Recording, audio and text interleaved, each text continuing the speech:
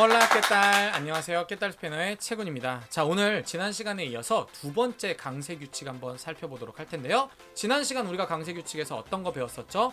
모음으로 끝나거나 MS로 끝나는 경우는 끝에서 두 번째 음절의 강세를 줘라. 나머지 자음으로 끝나는 경우는 마지막 음절의 강세를 줘라. 이런 경우에서 벗어난 경우에는 틸데를 찍어서 표현을 해줘라 라고 배웠었습니다. 그런데 이런 규칙에도 불구하고 우리가 헷갈릴 때가 있어요. 첫 번째로 모음이 연속해서 두 번 나오는 경우, 대부분은 bonito, casa 모음이 한 음절에서 한 번씩만 쓰이는 경우가 더 많긴 한데, 모음이 두 번 연속으로 나오는 경우는 어떻게 구분하나요? 먼저 우리가 기억해야 될 게 있어요.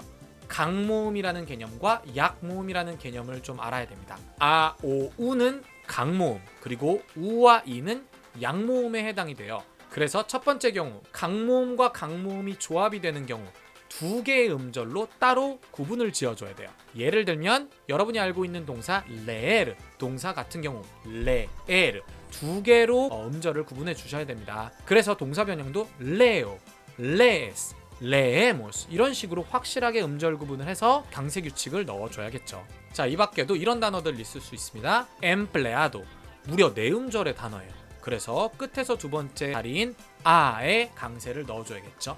empleado 이렇게요. 자, 또 모음이 겹치는 경우 중에 강모음과 약모음이 합쳐지는 경우 있어요, 여러분. 그렇습니다. 강과 약이 만나면 하나의 음절로 취급을 해요. 다만 강세는 강모음 자리에 저절로 들어가게 됩니다.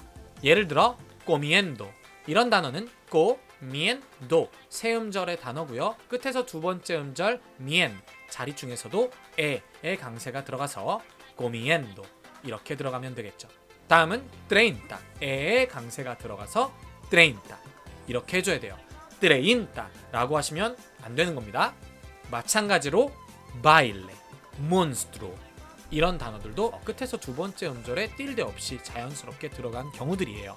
그런데 이렇게 강모음과 약모음이 겹쳐지는 경우에 만약에 약모음에다가 강세를 주고 싶은 그런 단어가 있을 수 있잖아요. 이럴 때 틸데가 쓰인 거예요. 그래서 여러분들이 알고 있는 단어들 aún, leído, país 이런 단어들이 약모음의 강세를 강제로 주기 위해서 틸데를 찍어준 경우입니다. 자, 마지막으로 약모음과 약모음, 약모음 두 개, 우나 이, 이와 우 이게 이렇게 조합되는 경우는 둘 중에 뒤에 온 녀석에다가 강세를 주시면 돼요.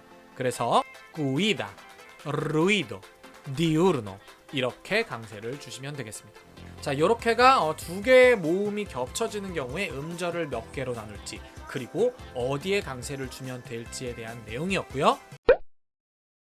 유의해야 될 사항 두 번째, 바로 강세 유지 규칙에 대해서 말씀드려 보도록 할게요. 자, 어떤 이유로 인해서 음절의 수가 변화하는 경우가 있거든요. 이런 경우에 바뀌기 전에 이 강세 자리를 그대로 유지시키려는 이런 경향을 이야기를 합니다. 자, 그래서 이런 경우에는 없던 틸데가 생기거나 원래 있었던 틸데가 사라지는 경우도 생길 수 있어요. 자, 예를 들면 examen 이라는 단어는 우리가 examen 이라고 하잖아요.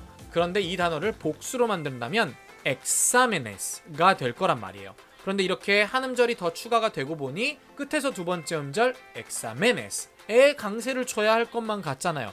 그런데 그러면 원래 단어 examen의 강세를 잃어버리게 되니까 이런 경우에 틸데를 찍어서 강세를 유지시켜줍니다. 그러면 이런 경우도 되겠죠?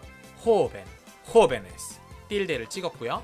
imagen, imagenes 마찬가지의 경우였습니다. 자, 목적격 대명사가 동사의 바로 뒤에 딸깍 붙어버리는 경우들 기억나십니까? 띄어쓰기 없이요. 한 단어처럼 음절이 늘어나 버리잖아요. 예를 들면 여러분이 다들 알고 있는 노래 Bésame mucho, besa라는 명령형 뒤에 me가 붙어버림으로써 besame가 돼야 돼요. 그런데 만약에 틸데를 찍지 않고 그냥 이렇게 적는다면 besame 라고 엉뚱한 곳에 강세가 들어가잖아요. 그래서 정확한 표기는 베사메.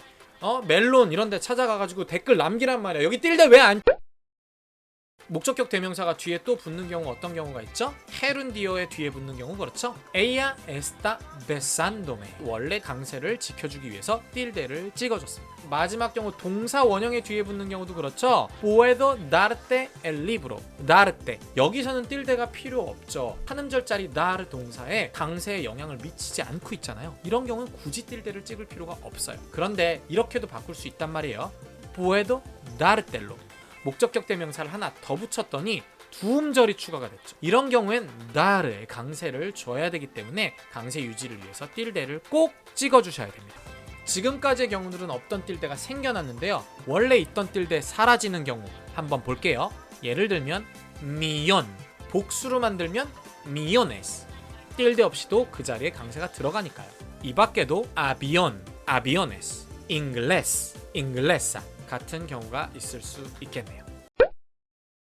자, 오늘 강세 규칙 크게 두 가지 살펴봤습니다. 모음 두 개가 붙는 경우에는 어느 자리에 강세를 줘야 할까? 그리고 두 번째, 음절이 늘어나는 경우에는 원래 강세를 유지시키기 위해서 틸데를 찍어줘야 한다.